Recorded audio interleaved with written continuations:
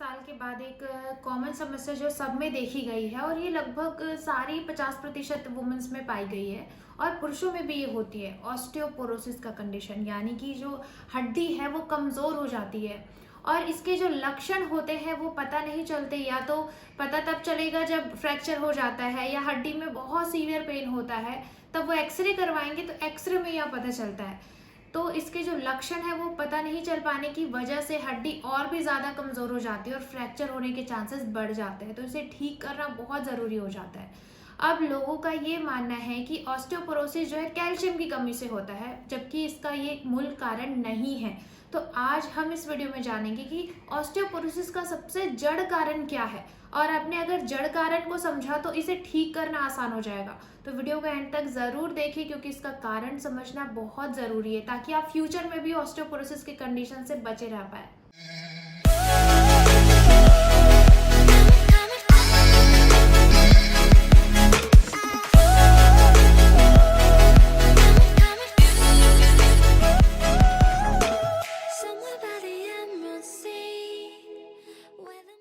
Osteoporosis जो है ना बहुत ही कंफ्यूज करता है लोगों को।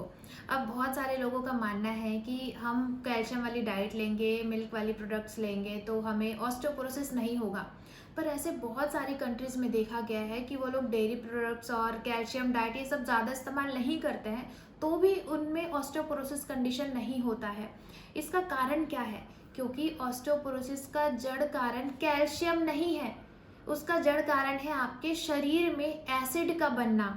आपका जो ब्लड है वह ज़्यादा एसिडिक रहता है, आपका जो बॉडी है वह पित्त प्रवृत्ति ज़्यादा प्रबल है या फिर बॉडी हीटिंग जो है वो ज़्यादा है। तो ये सबसे मूल कारण है। अब एक क्वेश्चन आ रहा होगा कि ऐसा क्या है कि ब्लड में एसिड है तो वह ऑस्टियोपोरोसिस कैसे हो सकता है? तो आइए इसको समझते हैं हम। जब भी आपके ब्लड में एसिड लेवल बढ़ता है या आपका बॉडी एसिडिक हो जाता है तो हमारा बॉडी में एक बफर सिस्टम होता है, बफर सॉल्यूशन। वो क्या करता है, बॉडी में एसिड लेवल को कंपनसेट करने के लिए, उसको बराबर करने के लिए हड्डियों से, टिश्यू से, बोन से जो है कैल्शियम को लेके आता है। क्योंकि कैल्शियम क्या होता है, बफर सॉल्यूशन का पार्ट होता है और यह हमारी बॉडी में एल्कलाइन को बैलेंस करता है। यानी कि आपका जो पीएच लेवल है उसको यह बैलेंस करता है क्योंकि कैल्शियम जो है एल्कलाइन होता है। तो इसी वजह से हड्डियों में कैल्शियम की कमी हो जाती है और ब्लड में वह नॉर्मल हो जाती है। तो जब भी ऐसा होता है ऑस्टियोपोरोसिस का कंडीशन, तो एक बात और देखी गई है कि हार्ट अटैक के चांसेस या हार्ट स्ट्रोक और ब्रेन स्ट्रोक के चांसेस बढ़ जाते हैं क्योंकि ब्लड में कैल्शियम ज़्यादा बढ़ जाता है और बोन्स में कम हो जाता है। इसीलिए आपने देखे होंगे कुछ रिपोर्ट्स में कि कैल्शियम ज़्यादा होता है अगर आपको हार्ट से रिलेटेड कोई कंडीशंस होती है तो, क्योंकि बॉडी अपने आप को कंपनसेट करने के लिए बोन से कैल्शियम को लेके आती है। तो इसका जड़ कारण है कि बॉडी एसिडिक है।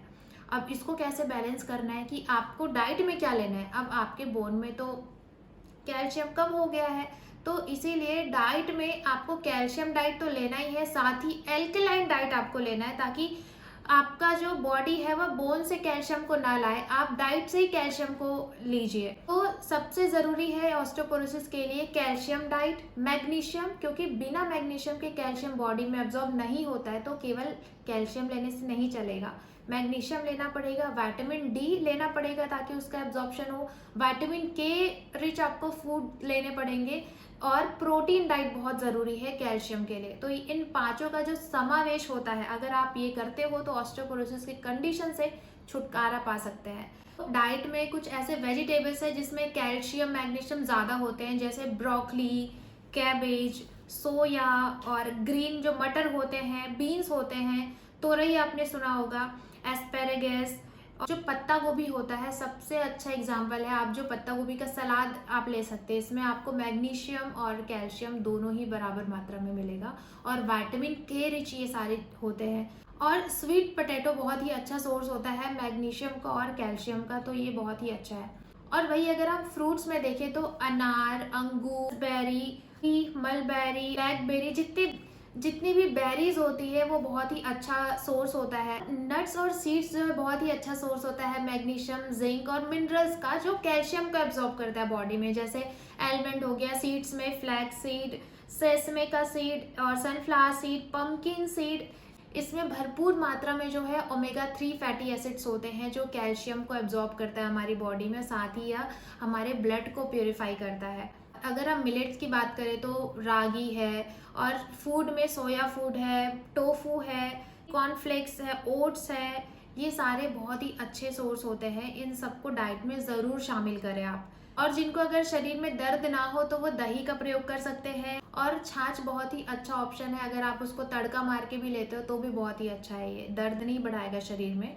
गाय का दूध बहुत अच्छा है, गाय के दूध को आप अपने प्रकृति के अनुसार लीजिए, उसमें आप हल्दी मिला के भी ले सकते हैं। क्या लेना है वो तो ज़रूरी है, लेकिन क्या नहीं लेना है वो ज़्यादा ज़रूरी है। तो जितने भी सॉल्टी फूड होते हैं और रिफाइंड चीज़ें होती है आप उसको अवॉइड करें। बीन्स, लेग्यूम्स, इन सारी चीज़ों को अवॉइड करो, क्योंकि इसमें फाइटेट होती है जो कैल्शियम के एब्जॉर्प्शन को नहीं होने देती बॉडी में, तो ये इसको अवॉइड करो आप। जितनी तली भुनी चीज़ें हैं, बाहर की चीज़ें, उसको आप ना लें।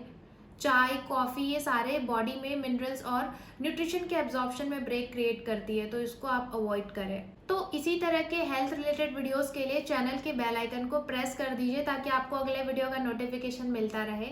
तो मिलते हैं हम अपने अगले वीडियो में, तब तक सभी अपना ध्यान रखें। नमस्कार।